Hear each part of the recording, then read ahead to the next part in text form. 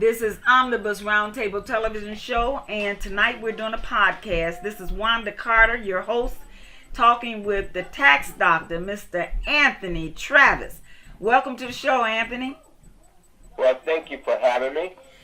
Go ahead, It's Anthony. always a pleasure to be on your show. Oh, it's always a pleasure to have you because you have so much information that people in general just need to know. If they live in Chicago or anywhere else in the world, they need to know about the way their government system is set up.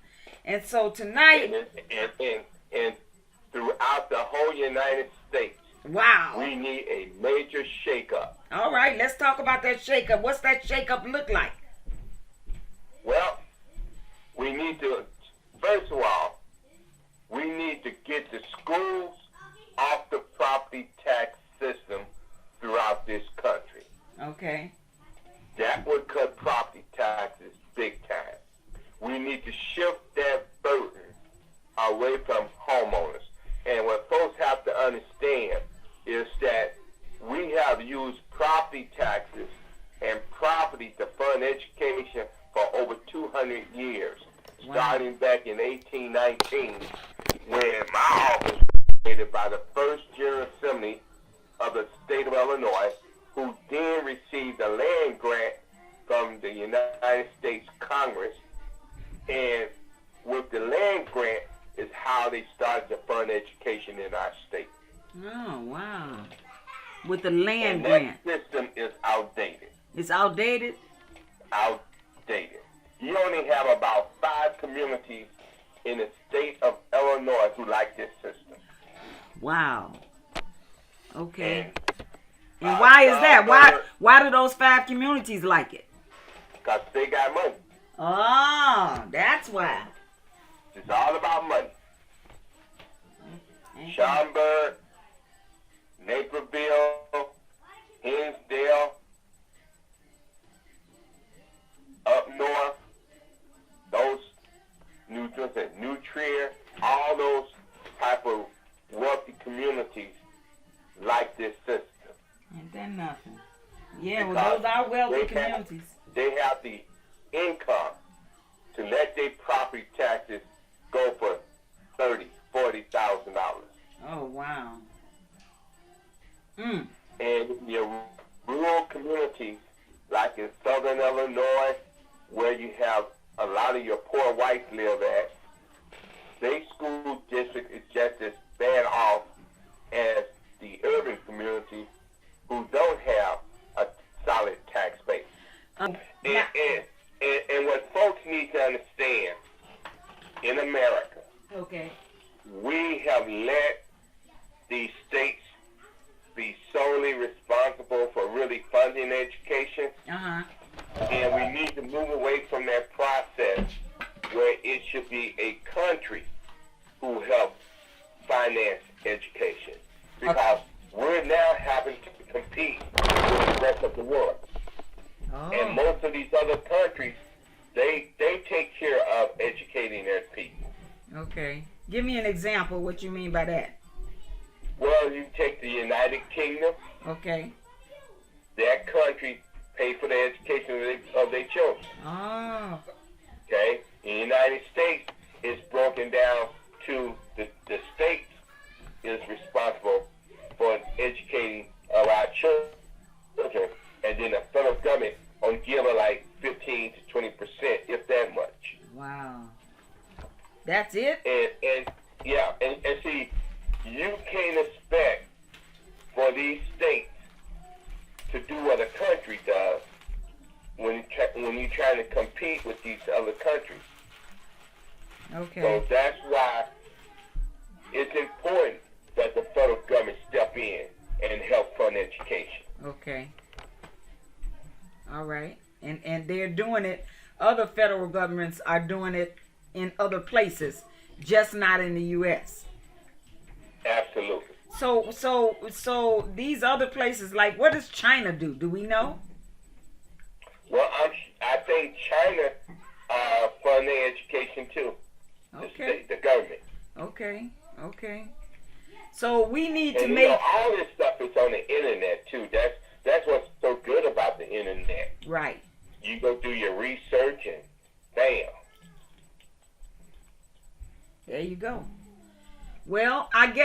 need to do a little research and find out and meet 3 major countries in the world and see how they fund education. And then we'll have some facts to come back and tell people here why they should support your strategy for changing the way that we fund education here. And I think China has to be one of the countries. I think Sweden, Okay. where education is free. Oh. And I think then the other one may be New Zealand. Okay. What about healthcare? Is their healthcare free to their public too? I think so. See. The United States is the only industrialized country that have a profit motive in a healthcare industry. Wow. The only one. That's why we're getting ripped off. Right. I mean, that's why when you take a company like Blue Cross Blue Shield, which is a non-profit corporation, Okay. but look what they pay their CEO.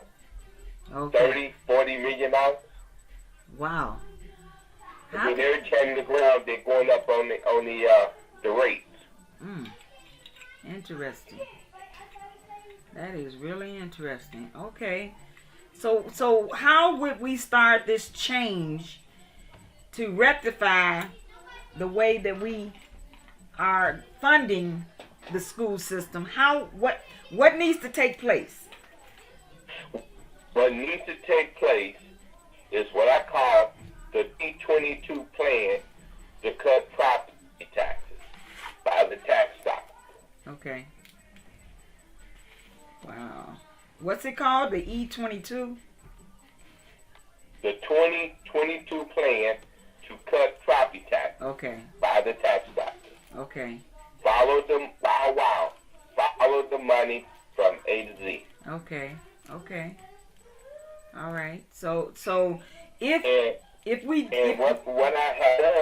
What I have done in putting this plan together, I started out by saying it was pointed out by many white organizations, such as the Open the Books, the BGA, which is the Better Government Association, the Center for Tax and Budget Accountability, ARIS, the Illinois Campaign for Political Reform, the Tax Foundation, the Illinois Policy Institute, wow. the Civic Lab, CMAP, Chicago Metropolitan Agency Planning, the Brookings Institute, Crane, Chicago Business, the Chicago Sun-Times Editorial, ProPublica, CapitalFacts.com, Tribune Watchdog, Madeline Dubac Viewpoint, and I capped it off with Mike Flannery from Fox News, and then there is Dr. Christopher Berry from the University of Chicago. Oh my goodness. So all of these Now, these organizations and people agree with your strategy? I say they would agree with the fact that we need to get the schools out the property tax system. Okay. We need to consolidate these schools. And we need to consolidate the pensions. Because all of that has a dire effect on property taxes. The Sun-Times pointed out in 1995 that it was time for the state to find a better way to fund education. Okay. All of these other organizations is telling us in the state of Illinois that we have too many units of government, which is 7,000 units in our state. We have more units of government than any state in the country. Wow. And so, And why do all you of think those that? units of government put property taxes. Why do you think that and the came pension about? credit. Why do you Well, think that happened? they did that. They did that to create jobs and also to have what you call local control. That's patronage. Well, that's the key word, patronage. Yeah. Okay. But then there's a concept called economic efficiency. Okay. You can't have economic efficiency when your state is running amok with 7,000 units of government, 856 school districts, 653 police, and 5 separate pensions in this state. Wow. The state got 5 different pensions. Then the city of Chicago got about probably 7 or 8 separate pensions. It could be a little bit more.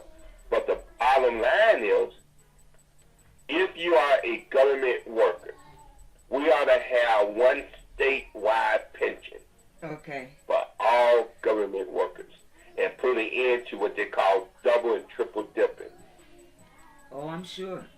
I'm sure that's going on. I can't prove it, but I know Yeah. that sounds like that's going on. What a lot of folks don't know, in 1970, when we had our last convention, in 1984, the attorney from John Marshall Law School, who drafted the language for the protection clause, Okay. told them not to do it. She said in her own words that both political parties headed to the polling, the voting booth like a herd of sheep to vote for the protection clause. And what that clause does, it allows the retirees not to pay taxes on their retirement income, but they still pay taxes to the federal government. I see. And since 1984, we have lost billions of dollars in revenue that could be going towards these pensions. And that's because we do what? We have a protection clause in the Constitution. Wow. And the courts rule that the government cannot arbitrarily change that system unless they have a constitutional amendment. Okay. So And then the taxpayers have to understand we have what you call the 3% COLA, whereby you are a retiree, we're going to give you a 3% raise every year, whether the economy is doing good or not. And if you're making $100,000 to $1 million a year in your retirement income, you're going to get a 3% increase every year. that's everybody, or is no that sense. just certain people, certain classes? No, that's everybody. Everybody that's retired. I'm retired. And that works for the government. Oh, work for the government. Yes, we're talking about the government. Okay. Government workers. Okay. And what you have to understand, it makes no sense to give somebody making $70,000 in retirement income to $2 or $3 million a year a 3% raise. So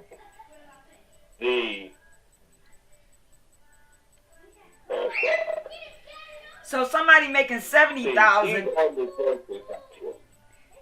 Anthony, they want to see changes. I need to clarify something. You said somebody making $70,000 will get a 3% raise if they work for the government, and somebody making $70 million, they'll get a 3% raise. If they are government workers, Government workers. See, Okay. your government pension, you're talking about going up to probably, it can go high as $8 million, Okay. and you get a 3% raise. Yeah. Why would the person making $70,000 a year get the same 3%? I mean, the person making $8 million a year get the same 3% as somebody making $70,000 a year. Because that's what they put in the Constitution. That's the way they wrote it. Yes. Okay. That's see, it's when the Constitution was put together, I believe that it was put together for a specific class of people, not for everybody. Well, when you talk about the state constitution, The state constitution. The state constitution was ratified in 1984 with this protection clause. What happened to make them do that? Do you know? Well, they had a Cliff Kelly told me that there was a black union guy going around the convention lobbying for the protection clause. Oh. And it got put in the Constitution. Wow. A black guy. And I guess part of the reason of not paying government workers a lot of money, you tell them we'll give you a 3% raise in your retirement. I see. And that was the trade-off. Okay. All right. See, the Civic Federation, their position is, if you're concerned about the little guy, then give the little guy the 3% raise every year. But they're talking about anybody making no more than $50,000 a year. That's how they look at it. Okay. And so what I wrote was that we should start at go up to 60,000, that you would get a 3% raise every year until you hit 70,000. Okay. And we cap it at 70,000. Okay. And that makes more sense to me. Okay. All right. Anybody making over 70,000, we do not need to give them a 3% raise every year. That's right. We don't need to get them shit. They need to give us something. Turn that down. I agree with that. Down. Yeah, I mean, they need to be giving us something. Giving them something. Whoo. Well, at least, it just seems like there have been so many things done to ensure that a certain class of people get the biggest bang for their buck. I mean, oh wow, 3% of $3 million is a big difference between 3% of $70,000. Yes, it is. Big difference. That's. But you can live good off of $70,000 as a retiree. What? And you have to live within your means. Right. If you can't live decent off of $70,000, you don't need no money. Okay. And nobody put a gun to your head and tell you go buy you a $250,000 house. Right. Or a Cadillac that you can't afford. That you can't afford to pay for. Absolutely. In most cases, reason rich folks stay rich because they live beneath their means in most cases. They live below their means. Sam Walton from Walmart threw a pickup truck to the day he died on the side of the road. Who did that, Anthony? That was Sam Walton from Walmart. Okay. All right. He drove a pickup. He drove an old pickup truck. Wow. To the day he died. See, because his whole focus had nothing to do probably with money, because he got money. See, you don't have to focus on something you already got. You focus on something you're trying to get or that you don't have, which may be backwards, because maybe we should be focusing on things that we want as if we have them already. Because really, when we decide to focus on something, we get it. So maybe we've been doing the wrong kind of thinking here. You know? I don't know. I just know that. Go ahead. We have been conditioned. Of course. Because we was taught not only to hate ourselves. That's right. But we was also put in a situation where redlining stopped us from doing a lot of wonderful things. Yes.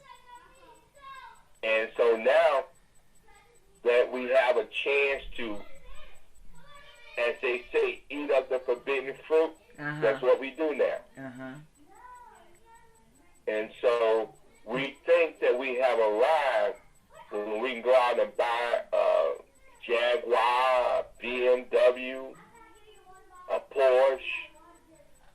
Okay? And I'm not saying you shouldn't own nothing like that, because we do live in a capitalistic society. But in the same breath, we should be a little bit more self-respect about how we spend our money. Because, number one, we waste a lot of our money. Well, ladies and gentlemen, I think we should probably take a little break here. Pause for the cause.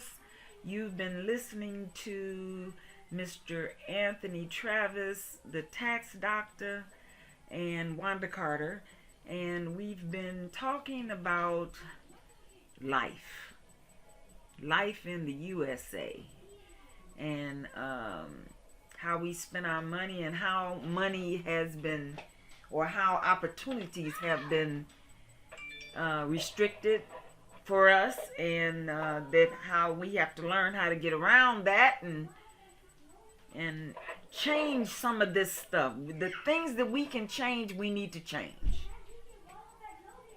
And those that we can't, we need to find a way to. This is Omnibus Roundtable television show, which is you're now listening to our podcast. So, Anthony, we're going to take a break here. We'll be back in about 3 minutes.